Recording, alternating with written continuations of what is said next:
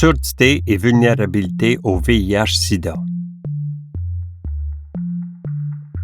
Sourd, handicap aux cultures. La culture sourde est au cœur des communautés sourdes partout dans le monde. La langue et la culture sont indissociables et elles sont transmises de génération de sourds en génération de sourds.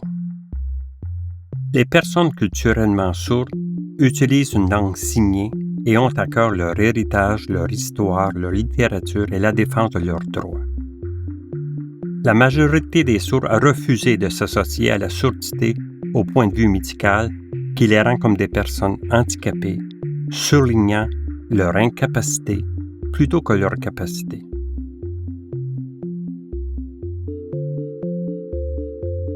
Les sourds et malentendants ont un accès inégal aux informations et aux services liés à la santé. Ils sont surreprésentés parmi les cas d'ITSS et de VIH-Sida.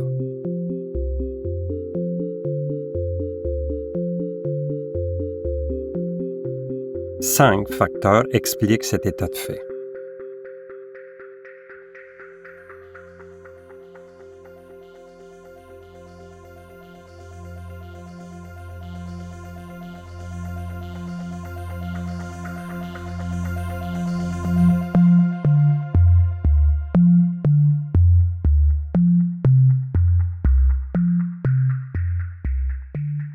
Le premier facteur, les statistiques.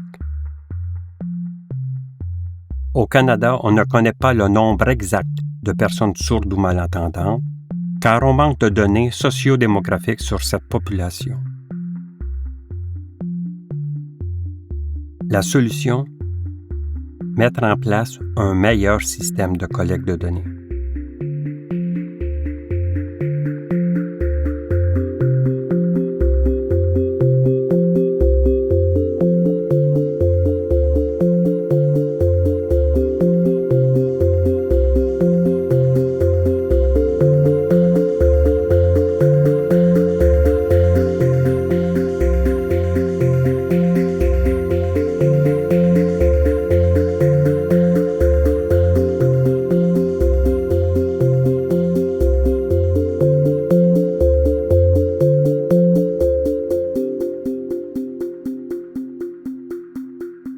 Le deuxième facteur, la communication.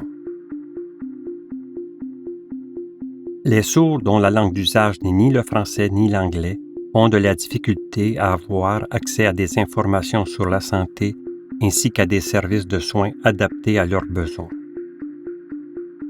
Au Québec, les principales langues signées utilisées sont la langue des signes québécoise et l'American Sign Language. La langue des signes est une langue à part entière avec une structure différente du français ou de l'anglais. La solution? Offrir aux professionnels de la santé une formation sur la nécessité de recourir à des services d'interprétariat et d'utiliser les nouvelles technologies.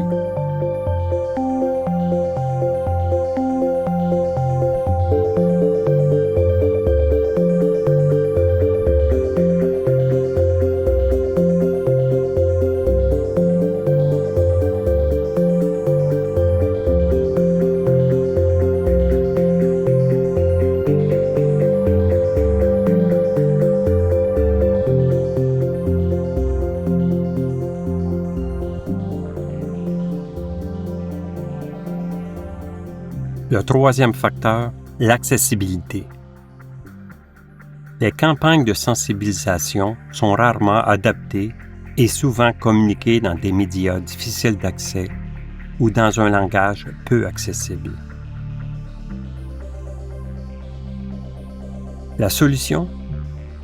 Adapter les informations en langue des signes pour les rendre accessibles.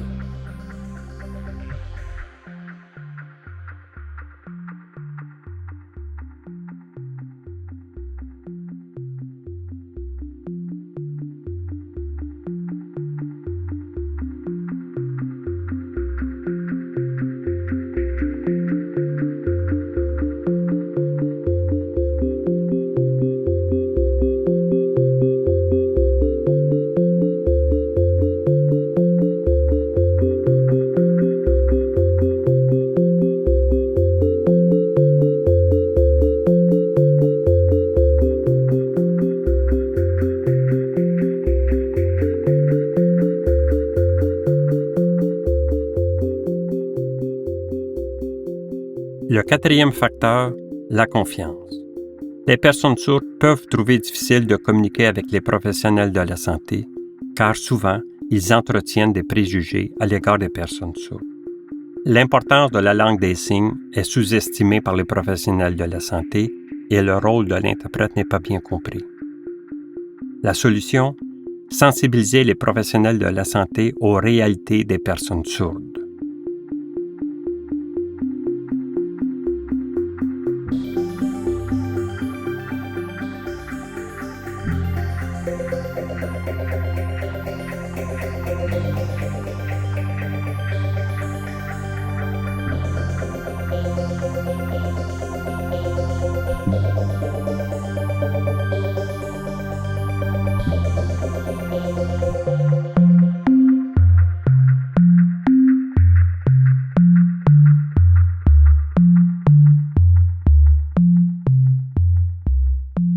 Le cinquième facteur, l'éducation sexuelle.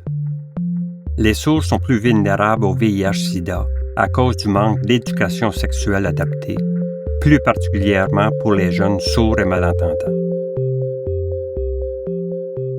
La solution? Adapter et offrir l'éducation sexuelle aux jeunes sourds.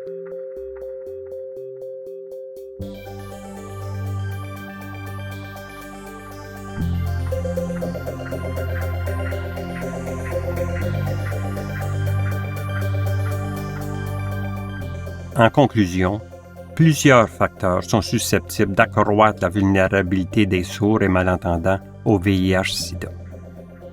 Voici des solutions qui visent à améliorer l'accès aux informations et aux soins de santé. Premièrement, mettre en place un meilleur système de collecte de données. Deuxièmement, offrir aux professionnels de la santé une formation sur la nécessité de recourir à des services d'interprétariat et d'utiliser les nouvelles technologies. Troisièmement, adapter les informations en langue des signes pour les rendre plus accessibles.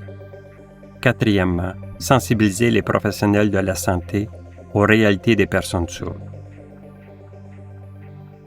Enfin, cinquièmement, adapter et offrir l'éducation sexuelle aux jeunes sourds.